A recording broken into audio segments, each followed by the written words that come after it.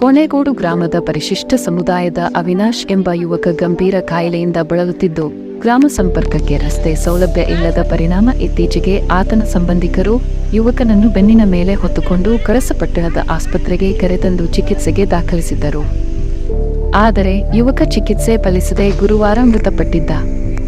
ಯುವಕನ ಮೃತದೇಹವನ್ನು ಮನೆ ಸಮೀಪದವರೆಗೆ ಆಂಬ್ಯುಲೆನ್ಸ್ನಲ್ಲಿ ಕರೆತಂದು ಅಲ್ಲಿಂದ 2 ಕಿಲೋಮೀಟರ್ ದೂರದವರೆಗೆ ರಸ್ತೆ ಸೌಲಭ್ಯ ಇಲ್ಲದ ಕಾರಣದಿಂದಾಗಿ ಸಂಬಂಧಿಕರು ಮೃತದೇಹವನ್ನು ಜೋಳಿಗೆಯಲ್ಲಿ ಕಟ್ಟಿ ಕಾಲುದಾರಿಯಲ್ಲಿ ಹಾಗೂ ಕಾಲುಸಂಕದ ಮೂಲಕ ಮನೆಗೆ ಸಾಗಿಸಿದ್ದಾರೆ.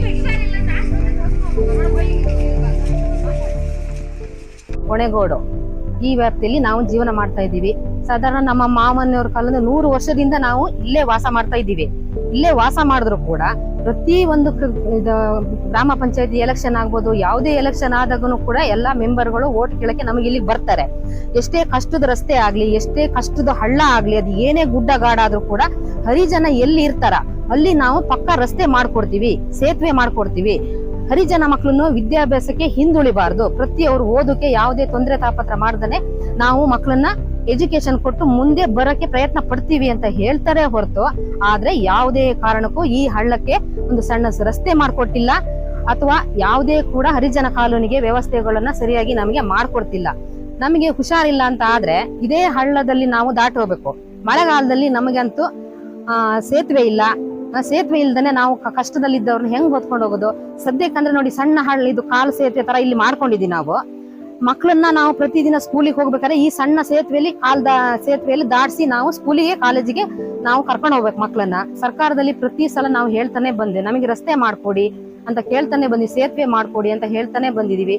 ಇದುವರೆಗೆ ನಮಗೆ ಸೇತುವೆಯನ್ನು ಕೂಡ ಯಾರು ಮಾಡ್ಕೊಟ್ಟಿಲ್ಲ ಅಥವಾ ಯಾವ್ದು ಕೂಡ ಹರಿಜನ ಕಾಲೋನಿಗೆ ಯಾವುದೇ ಒಂದು ವ್ಯವಸ್ಥೆಯನ್ನ ಮಾಡ್ಕೊಟ್ಟಿಲ್ಲ. 11ನೇ ತಾರೀಕಿಗೆ ಮೊನ್ನೆ ಗುರುವಾರ ನಮ್ಮ ಭಾವನ ಮಗ ಅಂದ್ರೆ ನಮ್ಮ ಮನೆಯವ್ರದ್ದು ಅಣ್ಣನ ಮಗ ಉಪ್ಸ ಸ್ಟಾರ್ಟ್ ಆಯ್ತು. ಅವನಿಗೆ ಸಡನ್ ಆಗಿ ಉಪ್ಸ ಸ್ಟಾರ್ಟ್ ಆಯ್ತು. ಗಾಡಿಗಳನ್ನ ಫೋನ್ ಮಾಡೋಣ ಅಂದ್ರೆ ಗಾಡಿಗಳು ಇಲ್ಲಿಗೆ ಬರ್ತಾ ಇಲ್ಲ, ಯಾವ್ದು ಈ ಹಳ್ಳದಲ್ಲಿ ಗಾಡಿ ಬರ್ತಾ ಇಲ್ಲ. ಆಮೇಲೆ ಫೋನ್ ಮಾಡೋಣ ಅಂತ ಹೇಳಿದ್ರೆ ನೆಟ್ವರ್ಕ್ ಇಲ್ಲ, ಕರೆಂಟ್ ಇಲ್ಲ. ಕರೆಂಟ್ ಇದ್ರೆ ಮಾತ್ರ ನೆಟ್ವರ್ಕ್ ಇರೋದು, ಇಲ್ಲ ನೆಟ್ವರ್ಕ್ ಇಲ್ಲ. ನೆಟ್ವರ್ಕ್ ಅಂತೂ ಸತ್ತೇ ಹೋಗಿದೆ, ನೆಟ್ವರ್ಕ್ ಇಲ್ಲ. ಅವನು ಹೊತ್ಕೊಂಡು ಹೋದು, ಕಂಬಳಿ ಕಟ್ಟಿ ಕೋಲಲ್ಲಿ ಹೊಂದಿ ತರ ಹೊತ್ಕೊಂಡು ಹೋದು. ನಾವು ಅವನ್ನ ಈ ಕಡೆಯಿಂದ ಜೀವಂತ ಹೊತ್ಕೊಂಡು ಹೋದು ನಾವೆಲ್ಲ ಸೇರಿ, ನಮ್ಮ ಭಾವನ ಮಕ್ಕಳೆಲ್ಲ ಸೇರಿ ಹೊತ್ಕೊಂಡು ಹೋದು. ಆ ಕಡೆಯಿಂದಾನೆ ಹೆಣನೇ ಹೊತ್ಕೊಂಡ್ ಬಂದು ನಾವು. ಇದಕ್ಕೆ ಎಲ್ಲ ಯಾರು ಹೊಣೆ? ನಮಗೆ ಸರ್ಕಾರ ಹರಿಜನಿಗೆ ಎಲ್ಲಾ ಸೌಲಭ್ಯ ಕೊಡ್ತೀವಿ ಅಂತ ಹೇಳಿ ನಮ್ಮ ಕಷ್ಟ ಕೇಳೋರು ಯಾರು ಇಲ್ವಾ? ಪ್ರತಿ ಸಲ ನಮ್ಮ ಹಕ್ಕುಗಳನ್ನ ನಾವು ಚಲಾಯಿಸ್ತಾನೆ ಬಂದ್ವಿ, ಓಟ್ ಹಾಕ್ತಾನೆ ಬಂದ್ವಿ, ಮೆಂಬರ್ಗಳಿಗೆ ನಮ್ಮ ಕಷ್ಟಗಳನ್ನ ಹೇಳ್ತಾನೆ ಬಂದ್ವಿ. ಹರಿಜನ ಮಕ್ಳು ಇಷ್ಟಿದ್ದಾರೆ, ಗ್ರಾಮಸ್ಥರು ಇದಾರೆ, ಇತರೆ ಮಕ್ಳು ಕೂಡ ಇದಾರೆ, ಎಷ್ಟು ಕಷ್ಟದಲ್ಲಿ ಹೋಗ್ತಿದ್ದಾರೆ. ಈ ಕಾಲ್ ಸೇತುವೆ ನೋಡಿ ಸರ್, ಇದು ಹಗ್ಗದಲ್ಲಿ ಕಟ್ಟಿದ್ದು, ಎಲ್ಲಾರು ತುಂಡಾಗಿ ಹೊಳೆಗೆ ಬಿದ್ದಂದ್ರೆ ಈಗಾಗಲೇ ಒಬ್ಬ ಸತ್ತು ಹೋದ. ಏನ್ ಮಾಡ್ಬೇಕು ನಾವು? ರಸ್ತೆ ಸೌಲಭ್ಯದ ಕೊರತೆಯಿಂದಾಗಿ ಅನಾರೋಗ್ಯದಿಂದ ಮೃತಪಟ್ಟ ಯುವಕನೊಬ್ಬನ ಮೃತದೇಹವನ್ನು ಆತನ ಸಂಬಂಧಿಗಳು ಜೋಳಿಗೆಯಲ್ಲಿ ಕಟ್ಟಿ ಹೊತ್ತು ಸಾಗಿಸಿದ ಘಟನೆ ಚಿಕ್ಕಮಗಳೂರು ಜಿಲ್ಲೆಯ ಕಳಸ ತಾಲೂಕಿನ ಸಂಸೆ ಗ್ರಾಮ ಪಂಚಾಯಿತಿ ವ್ಯಾಪ್ತಿಯ ಕೋಣೆಗೋಡು ಗ್ರಾಮದಲ್ಲಿ ವರದಿಯಾಗಿದ್ದು, ಘಟನೆ ತಡವಾಗಿ ಬೆಳಕಿಗೆ ಬಂದಿದೆ. ಈ ದಾರುಣ ಘಟನೆಯಿಂದ ಪರಿಶಿಷ್ಟರು ವಾಸ ಮಾಡುವ ಕಾಲನಿಗಳಿಗೆ ರಸ್ತೆ, ಸೇತುವೆಯಂತಹ ಮೂಲ ಸೌಲಭ್ಯಗಳನ್ನು ಕಲ್ಪಿಸದ ಸರ್ಕಾರ, ಜನಪ್ರತಿನಿಧಿಗಳು ಹಾಗೂ ಅಧಿಕಾರಿಗಳ ವಿರುದ್ಧ ಸಾರ್ವಜನಿಕರು ವ್ಯಾಪಕ ಆಕ್ರೋಶ ವ್ಯಕ್ತಪಡಿಸುತ್ತಿದ್ದಾರೆ.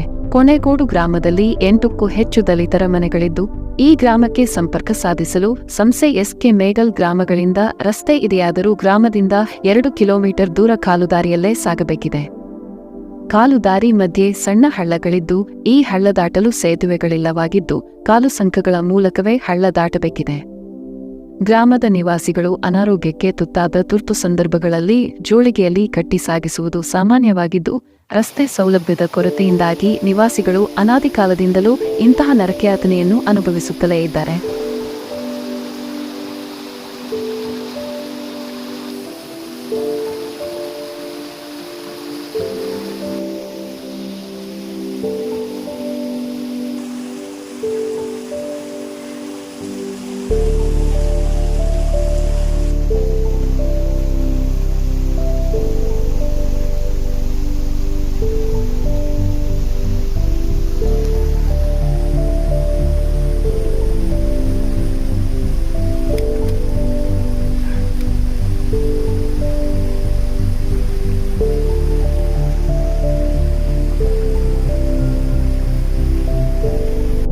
ರಸ್ತೆ ಸೌಲಭ್ಯಕ್ಕಾಗಿ ಸಂಬಂಧಿಸಿದ ಎಲ್ಲ ಇಲಾಖೆ ಜನಪ್ರತಿನಿಧಿಗಳಿಗೆ ಹಲವಾರು ಬಾರಿ ಮನವಿ ಮಾಡಿದರೂ ಇದುವರೆಗೂ ಪ್ರಯೋಜನವಾಗಿಲ್ಲ ಎಂದು ನಿವಾಸಿಗಳು ಅಳಲು ತೋಡಿಕೊಂಡಿದ್ದು, ಅನಾರೋಗ್ಯ ಪೀಡಿತರು ಮೃತಪಟ್ಟವರನ್ನು ಜೋಳಿಗೆಯಲ್ಲಿ ಕಟ್ಟಿಕೊಂಡು ಸಾಗಿಸುವುದು ಇಲ್ಲಿನ ನಿವಾಸಿಗಳಿಗೆ ಅನಿವಾರ್ಯವಾಗಿದೆ. ಸಂಬಂಧಿಸಿದ ಇಲಾಖಾಧಿಕಾರಿಗಳು ಇನ್ನಾದರೂ ಈ ಗ್ರಾಮದ ದಲಿತರಿಗೆ ರಸ್ತೆ ಸೌಲಭ್ಯ ಕಲ್ಪಿಸಬೇಕೆಂದು ನಾಗರಿಕರು ಆಗ್ರಹಿಸಿದ್ದಾರೆ. ಈ ಬಗ್ಗೆ ಪ್ರತಿಕ್ರಿಯಿಸಿದ ಸಂಸೆ ಗ್ರಾಮ ಪಂಚಾಯಿತಿ ಅಭಿವೃದ್ಧಿ ಅಧಿಕಾರಿ ಸುಬ್ರಮಣಿ, ಈ ರಸ್ತೆ ಅಭಿವೃದ್ಧಿಯ ಅನುದಾನ ಬಗ್ಗೆ ಹೆಚ್ಚಿನ ಮಾಹಿತಿ ಇಲ್ಲ. ಸದಸ್ಯರು ಕ್ರಿಯಾ ಯೋಜನೆಯಲ್ಲಿ ಸೇರ್ಪಡೆ ಮಾಡಿದರೆ ಮುಂದಿನ ದಿನಗಳಲ್ಲಿ ಅಭಿವೃದ್ಧಿ ಸಾಧ್ಯವಾಗಲಿದೆ ಎಂದರು.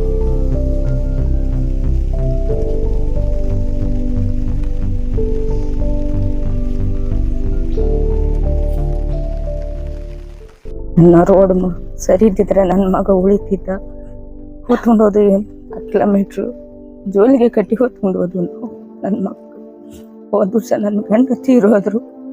ಸರಿ ಮಗ ಇರೋದು ಎಂತ ಮಾತಾಡ್ಬೇಕು ನಂಗೆ ಆಗಲ್ಲ. ಎದೆನು ಬರ್ತಾ ಇದ್ದಾಗ ಇಲ್ಲಿಂದ ನೀವು ಹೊತ್ಕೊಂಡೇ ಹೋಗಿ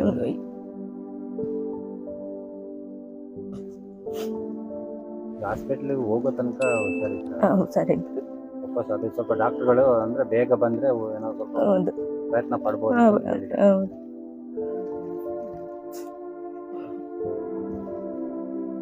ನೀವೀಗ ಕೊನೆಯದಾಗಿ ಅಧಿಕಾರಿಗಳಿಗೆ ಏನ್ ಹೇಳಕ್ ಇಷ್ಟಪಡ್ತೀರಮ್ಮ?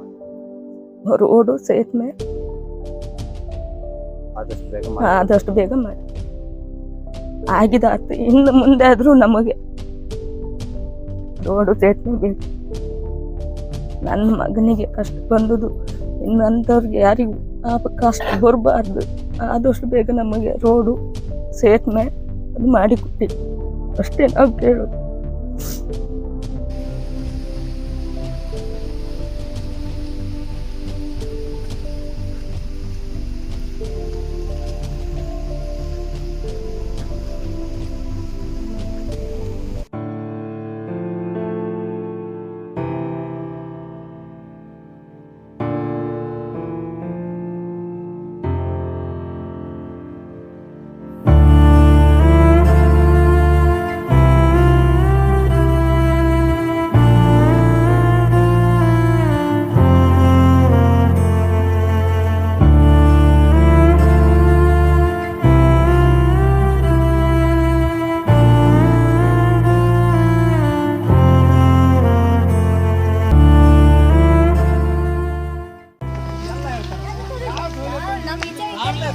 ಎಲ್ಲಾ ವರ್ಗದವರು ಇದೀವಿ. ಹರಿಜನ ಮಾತ್ರ ಅಲ್ಲ, ಎಲ್ಲ